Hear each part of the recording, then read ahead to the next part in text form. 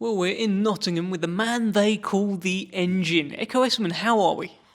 I'm good. Life's been good since my last match, and as always training, so I never have to get ready. Just be ready. You're always ready, aren't you? Got it. You got it. Always ready. Look at all these belts. I mean, I'm hoping that our videographer here, Gus, has managed to get each and every one of them in shot more and more every time I see you. I think the new one's my favourite one. Going over to a rival promotion, you know, going into the Lions Den and coming back with the silverware. And although I think my opponent wasn't very happy about it, if the rematch ever came, it would only happen when he has another belt for me to take. There was a bit of beef in the build-up to that one as well. That was Chris Congo, of course, on the Eubank. It was the Eubank Smith undercard, wasn't it? So big stage for you. You got the big win, representing Queensberry over there and coming back with the gold. But I think the IBF's about to fall. Hopefully that's not symbolic, Ekow. But yeah, there was a bit of beef in the build-up to that. Did you enjoy that? Oh yeah, I enjoyed it. I mean, I knew Chris from my days on GB. I knew he was a good boxer. And on GB, when he said he was leaving, I had a chat with him, and I remember saying, like, all us lot will probably meet in the pros, but we need to get paid for it, and we need to put on a good show, and that's exactly what we did. And he's been demanding a rematch. Yeah, but, I mean, when you lose a match and you're titleless and your only way back in is to demand a rematch. I see where he's coming from, but as I said to him, when he gets some more silverware or gets his standing back up there, then I can take some more off him. So it looks like you're lined up for Harry Scarff. Queensberry have won the purse bid. Talk to me a little bit about that fight. He's known as Horrible Harry. He's not that horrible. I sparred him quite a bit on the build-up to two significant fights for him. His fight with Troy Williamson and Anthony Fowler as well. He was the weight above, and he just didn't bother me. I remember in one of the spars, I just had to just stop and say to him, like, look, if you're not putting it on me, you're not bothering me, how are you going to bother the guy at your weight?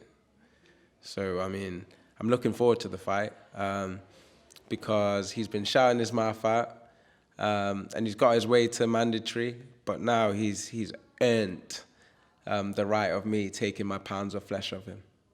What do you make of him as a fighter? He's good at spoiling. He's a good spoiler. Horrible Harry. But I think I'll just have to clean his act up. So what makes you think that you can be effective against him? I know I'll be effective against him because just the way he fights dirty, I'll clean it up. I'll take that away from him. That's what I do. I take people's ace in the hole away from them, and then I just do my thing. And you're doing your thing very well at the moment. You're on a bit of a run. Obviously, you're still unbeaten, but you're getting matched against these guys who are coming with hunger, may have unbeaten records of their own as well, and you keep going through them. What is it about the Engine that just keeps on purring around these opponents? Built different, cut from a different cloth. The cream always rises to the top. I'm not at the top yet, so boy, if you're in my way, you're just a victim of my success. Well, look, there is a number of welterweights in this country, and I've heard a few of them claim that they are number one in Britain. Michael McKinson, I believe he's been speaking about you as well, but he also certainly claims that he's the number one in the country. What do you think about that, and what do you think about him as a fighter? Him as a fighter, when he took on that big, significant fight that he took on last, when he took the loss, I congratulated him before the fight, saying like, well done, that's a good fight to say yes to, good opportunity, wicked, happy for you kind of thing. Obviously he's lost it, so he might not be where he wants to be. He needed a kind of wicked opponent for his first match back, and lo and behold, he's calling out the best welterweight in Britain. So I don't blame him for doing that, because I feel like he needs me as an opponent. And I said to him as well, like, when it comes to it, like, you're on my list, but when it comes to it, I'm coming for my pound of flesh. Like, I got loads of pounds of flesh to just go and collect, and it's collecting season. Well, look, another man that considers himself the best welterweight in the country is Conor Benn as well, who's been linked to a number of fights. Why has your face gone like that, Ekow? The extravaganza of Conor Benn. But look, look, he's mentioned a lot of names. Obviously, he's got to get himself sorted out and get licensed to fight again. But he's mentioned a lot of names, the likes of Manny Pacquiao, Chris Eubank Jr. I think there's a few others. Why does he not mention your name, Ekow? I mean, why don't you mention my name, Conor? Why do you think it is? It might not make sense to him. He might see himself as a higher above, but I mean, he's not won significant belts to get where he's got. He's beaten people, but however, a lot of those people he's kind of goaded out of semi-retirement or retirement. So you can't really, to me, you can't really take the stripes from doing that. Let's talk about the welterweight division on the world scene. There's good news, okay? Spence-Crawford has finally been made. What do you make about that fight? That's a wicked fight. That's a fight I've been looking forward to.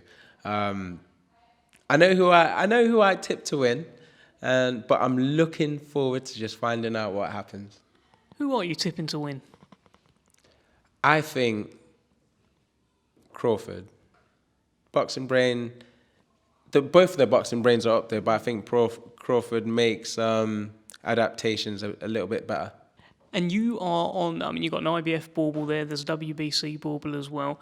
Have you guys thought about what the route is to the engine taking over the world? What have you sort of got in mind? Obviously, there's Harry Scarff at some point coming up in your future, but you must be looking at the bigger picture and be targeting a route. Yeah, definitely targeting a route. We've pinpointed a couple of fighters in the IBF ranking above me that would make for a wicked scout. So moving forward, after Harry Scarff, I can think about that. But right now, I'm thinking about getting my few pounds of flesh off Harry Scarff. Do you feel at this position now, at the stage you're at in your career, you're just sort of ready to go, and when the world title shot comes knocking, you're ready to take it? Like I said, stay ready so you don't need to get ready. And you are ready, aren't you? I'm ready. Tell us about where we are today. I mean, you tell us. All right. So right now we're at my significant other half's Reformer Pilates studio. It's something that it's a great addition to my camps as well. Gets me super strong, super lean, and my core is something else from it. So yeah, that's where we are. It's a bit of a media day as well. Have you been showing off your belts to everyone?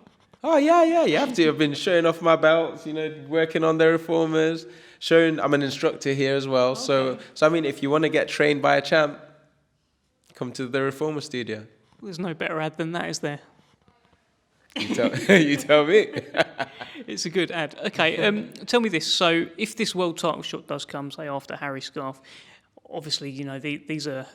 I don't know, it could be Spence-Crawford. You never know if they're going to stick around and defend. But are you sort of comfortable being on the road? You seem to be a bit of a road warrior at the moment, going away to other shows and just bringing back belts.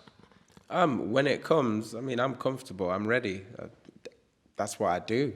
I mean, when you put me in the lion's den, and I'll come back with the lion's scout. What a good thing to say. All right, Ekow, any final sort of message for the fans who are eagerly awaiting your return? Keep your eyes peeled, because when the fights get announced and what you see in the ring, it's going to be a bit of new stuff. It's going to be even more exciting. I used to say ultimate savagery. Now I'm just saying ultimate combos.